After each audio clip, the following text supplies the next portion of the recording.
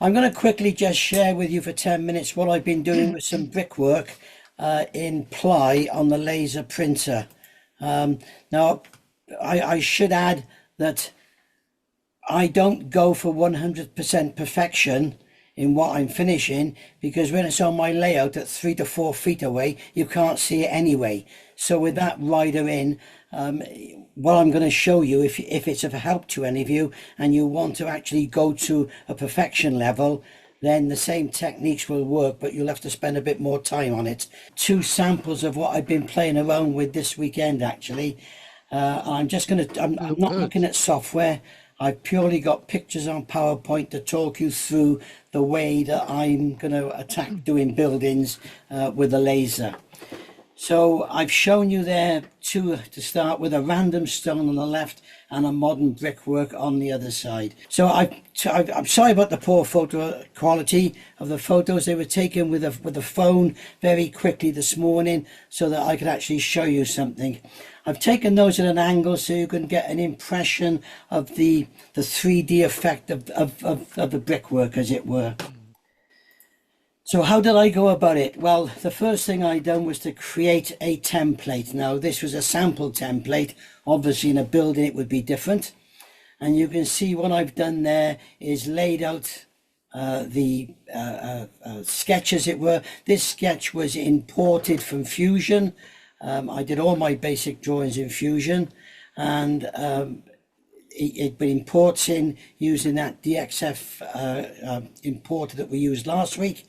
And then that's put into Lightburn to produce this template, as it were, for the sample on the right hand side in 3mm ply. Then within Lightburn, that was okay for my sample to get my measurements to make sure it was working. So now I want to do the random stone one. So I downloaded this pattern here from the internet on the walls and textures, copied it over a couple of times and copied it up a couple of times. So I ended up with the right hand image, and you can see underneath the red lines that are eventually cut out, which I'm sure Bob will go into greater detail as well. And then with the brickwork one, slightly different with the brickwork, I drew it in Fusion, this blue pattern, that was in Fusion in a sketch.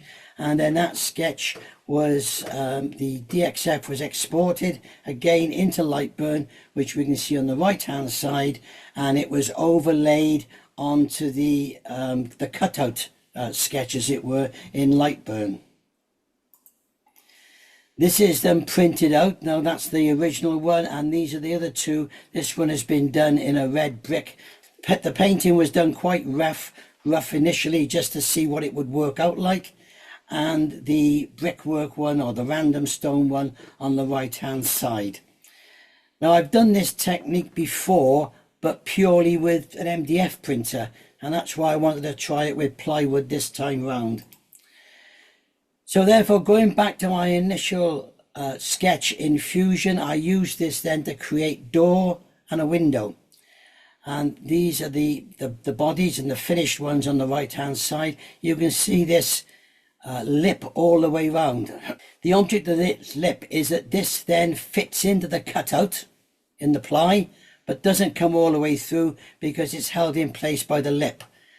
Now they end up being such a good fit, you really don't need any glue. And the size of the door and window from, say, that edge to the other edge is the same size. I didn't do any tolerances at all. I just allowed the machine to run, and these things are a really snug push fit in. And that's the finished door and window that you can see there. And that's what they look like, ended up with. As I say, sorry about the quality, it's not that fantastic, I know. Now these are not glued in. You can add some glue because you've got the wings behind them, but to be honest with you, I can't see them falling out.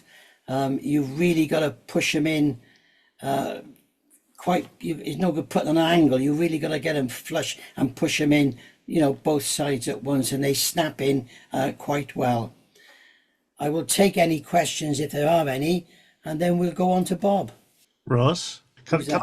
Can I just ask a question? You showed the blue fusion of the brickwork, Yes, and alongside it was the black light burn, but yes. there appeared to be on the two sides, they appeared to be much darker. There was a That's strip on the right hand side, and I couldn't see that in the blue. What was the purpose of no, that? no, no. The black wasn't there. The black basically is what Lightworm was doing because it overflowed the square that I was printing. Ah, So I should have really cropped that out of the photograph so it wouldn't cause a confusion. That's the overlap, as it were. Because within Lightburn on something like that, you can print over outside the image, which Bob can perhaps give us more information on, and it allows the laser to finish and start outside the image to get a clean start and finish, as I understand it. like taking a run up at it. Yes, yeah, basically, yeah. And as I say, I did the brickwork in Fusion, and I literally drew two bricks only, one brick on top of the other, but offset, and then just created a pattern. And I wondered how it was going to come out because, of course, in that blue pattern, you've got the two lines either side the mortar, if you like. And when I put them into Lightburn, that showed the same thing. But when I went into the cutting and done fill, it converted the two lines, as it were, of mortar into a solid line. The object of the random stone one, I did a random stone one earlier on in the week with an outline only, and that was okay. And it was quite, a bit of paint on it, quite grey. But when I did the one like I've done now with an actual image with shades of grey, when I then give that a grey wash, that's when you start to see the darker and lighter stones. Whereas without that, they'd be all one colour. And the painting was done quite quickly and quite roughly just to see how it would work. And I'm quite pleased with that initial trial.